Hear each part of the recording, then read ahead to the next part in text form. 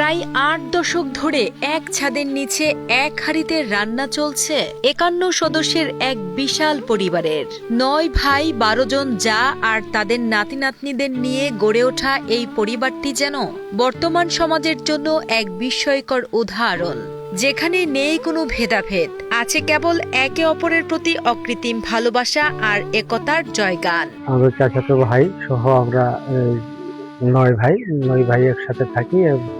৯ ভাইয়ের স্ত্রী সহ আর ছেলে মেয়ে আছে, অনেকেই একসাথেই থাকি। ৫১ জনের বিশাল এই খাবারের আয়োজন সামলাতে বাড়ির ১২ জন যা বা গৃহবধূ মিলে গড়ে তুলেছেন চমৎকার এক ব্যবস্থাপনা। সারাদিনের কাজের চাপ সামলাতে তারা ৪ জন করে ৩ দলে ভাগ হয়ে সকাল, দুপুর আর রাতের রান্নার দায়িত্ব পালন করেন। বাড়ির এক পুত্রবধূ জানান, বিয়ের পর ছোট পরিবার থেকে এসে শুরুতে একটু সংকোচ লাগলেও এখন সবার আদরে বড় পরিবারই তার কাছে স্বর্গ। কেউ রান্নায় ব্যস্ত, তো কেউ বা বাড়ির সবার কাপড় সেলাইয়ের দায়িত্ব সামলাচ্ছেন। হিংসা বিদ্বেষহীন এই মেলবন্ধন সত্যিই বিরল। ৫০ জন সদস্য রান্না সবাই একখানেই হয়, আমরা এক ডেকে রান্না করি। আমরা ১২ জনের মধ্যে ভাগ করে নিয়েছি, সকালে ৪ জন, দুপুরে 4 জন এবং রাত্রে 4 জন।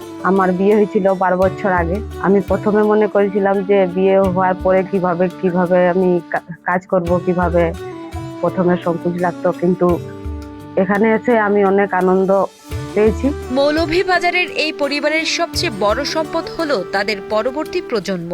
১২ জন ভাই বোন একই সাথে এক বাড়িতে বেড়ে উঠছে, যাদের কাছে পড়াশোনা কিংবা খেলাধুলা মানেই এক বিশাল উৎসব। প্রতিদিন সকালে সবাই একসাথে নাস্তা সেরে দল বেঁধে স্কুলে যায়। বিকেলে বাড়ির উঠানেই তাদের জমে ওঠে ক্রিকেট কিংবা ব্যাডমিন্টন খেলার আসর। ভাই বোন মোট 12 জন। আমরা খুবই আনন্দের সহিত প্রতিদিন সকালে উঠি, এরপরে সবাই একসাথে নাস্তা করি, খায়। পরিবারটির আয়ের উৎস বহুমুখী।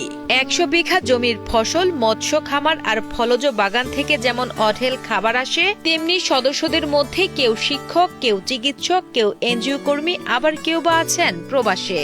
মাস শেষে সবার অর্জিত আয় জমা হয় বড় ভাইয়ের হাতে, যা থেকে মেটানো হয় পরিবারের সব প্রয়োজন। ১৯৪৭ সালে দেশভাগের আগে ভারত থেকে আসা ভীম রুদ্রপালের উত্তরসূরিরা আজও সেই পূর্বপুরুষের নীতি মেনে চলছেন।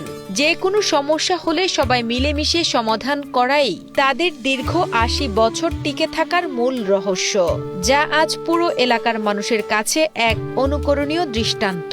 আমাদের পরিবারের আয় ইনকামটা হচ্ছে বিভিন্ন ধরনের ফলজ গাছ, বনজ গাছ। তাছাড়া আমার বড় ভাই একজন, উনি ব্রাকে জব করেন।